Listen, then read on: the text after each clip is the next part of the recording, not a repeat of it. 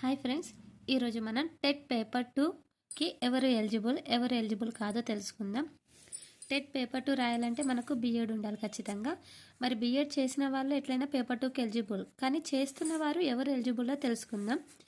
Sem 1, 2 వాళ్ళు అంటే now first year వాళ్ళు టెట్ పేపర్ 2కి ఎలిజిబుల్ కాదు. సెమ్ 3, 4 వాళ్ళు టెట్కి ఎలిజిబుల్, కానీ వీళ్ళు టెట్ ఎలిజిబుల్ కానీ వీళ్ళ మార్క్స్ డిఎస్సిలో యాడ్ కావు.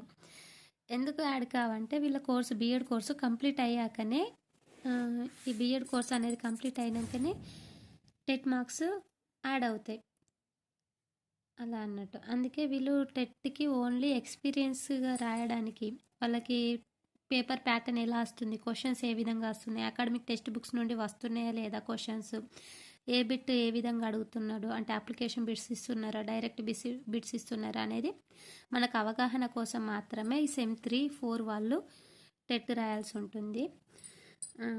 ఇలా రాయడం వల్ల వాళ్ళకి యూజే ఉంటుంది. ఎందుకంటే ఒకసారి రాస్తే వాళ్ళకి తెలుస్తుంది బిట్స్ ఎట్లా వస్తున్నాయి అనేది. నెక్స్ట్ టైం ఇంకా బాగా రాయగలుగుతారు. ఎవరైనా క్వాలిఫై కాని వాళ్ళు కూడా బిట్స్ ఇలా వస్తున్నాయని ఇంకొంచెం మంచిగా ప్రిపేర్ కావాలి అనుకుంటారు. అలా సెమ్ 3 వాళ్ళు అయితే ఖచ్చితంగా దీనికి నాట్ ఎలిజిబుల్. సెమ్ 4 వాళ్ళంటే అంటే ఎలిజిబుల్లే, టెట్కి ఎలిజిబుల్, కానీ డిఎస్సిలో మార్క్స్ యాడ్ కావు సెమ్ 3 వాళ్ళకి. సెమ్ 4 వాళ్ళు కూడా అంతే, ఎలిజిబుల్ కానీ డిఎస్సిలో యాడ్ కావు.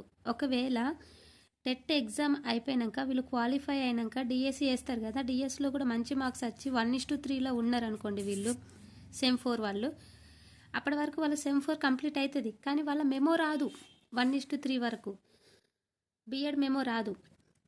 అట్లా రాకపోయినా కూడా వీళ్ళకు 1:3లో ఉండి 1:1లో ఉన్నా కూడా జాబ్ రాదు. రీసెంట్గానే జరిగింది మా ఫ్రెండ్ వాళ్ళకే.